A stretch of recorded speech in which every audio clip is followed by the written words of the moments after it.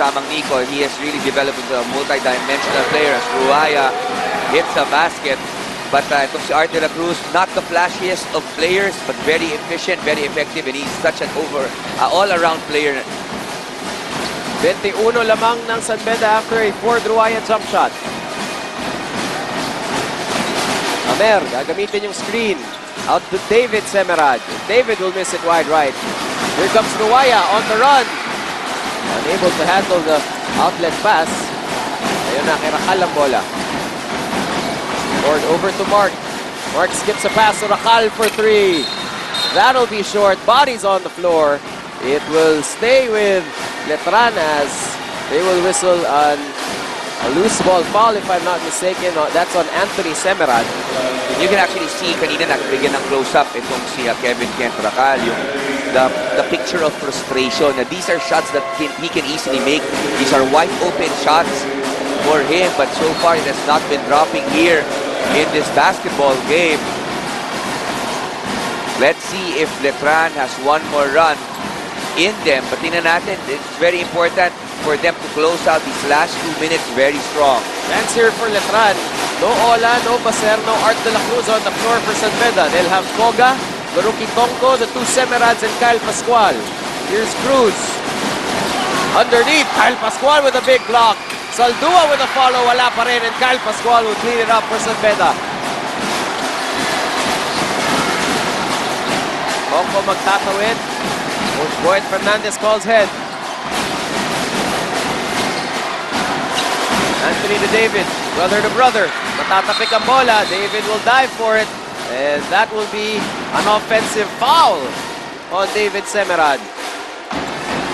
Both teams not yet in the penalty here. Very important itong offensive possession for Letran. They need to get something going, maybe a 4-0 blast, just a 6-0 blast to get them some momentum entering the fourth and final quarter.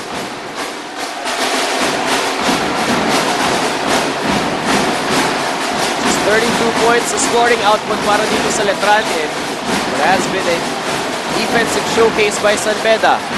Art, basang-basa yung play na yun. Here comes Koga. And Koga will slow it down, get it down to Art de la Cruz, who's fouled. Second team foul pa lamang yan. Netong Letran. Compounding the problems of Letran is unforced turnovers like that para mula dito kay Fort Ruaya. Here's that block by Kyle Pascual. It's a slow-mo replay brought to you by Smart. Jump into an all-access pass of awesomeness. Jump into Smart.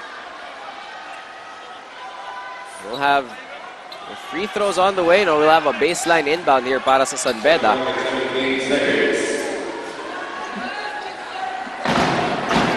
Koga to trigger in. 1:08 left dito sa ating third period. Kyle out to Randall. Koga. Jumper in traffic. Hussein Koga gets the 18-footer. Specialty of the house para dito kay Koga. Such a sweet shooter. In spite of the hand in front of him, able to convert. 23 sinahabol ng Letran. Ruaya to Rakal. Rakal, hesitation move. Gets a jumper blocked by JP Mendoza, and JP with something to say to Kevin.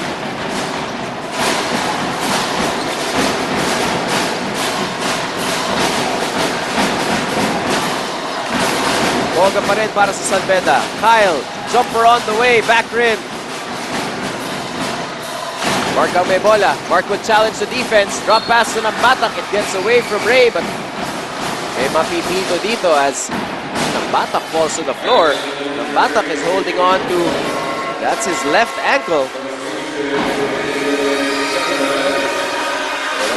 Oh, Nambatak is still down. Hindi pa rin po umaahon itong si Ray Nambatak. Maybe we can check the replay there kung ano nangyari dito kay Ray. Ray looks like he's in pain. Here's the spin move by Cruz. He'll drop it off the wraparound pass, and Nambatak will lose it. He's fine up until that point. He already hurt himself before the jump. Doesn't look like may naapakan itong si Ray Nambatak. Could have twisted it the wrong way. Tama. So that will compound the woes of Coach Kaloy Garcia, one of his main men, Ray Nambatak, who has actually been struggling here only with 2 points. At some of the trainers checking on him. Coach Caloy Garcia will replace him with itong si Tambeling. Ang Letran po, they put on a run, LA, para umpisahan itong third quarter na to. Mainit galing sa huddle, mainit galing sa dugout. Etong Knights brought the lead down to 13.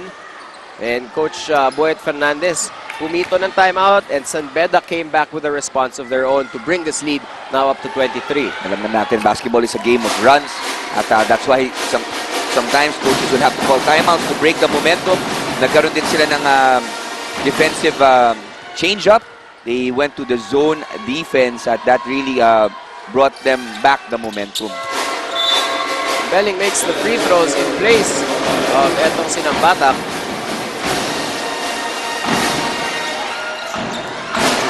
Brad will put in Fidel Castro. Here's the press mula dito sa Letran.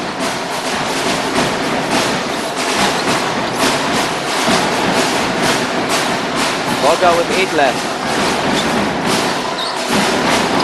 David in the post. Autotonko for 3. Won't go, and that will mark the end of the third period. Letran with a valiant fight at the start of the quarter. Pero a resounding answer back mula dito sa San Beda. Ang score po natin after 3, 55 to 34. As the biggest rivalry in the NCAA will have 10 more minutes sa aming pong pagbabalik.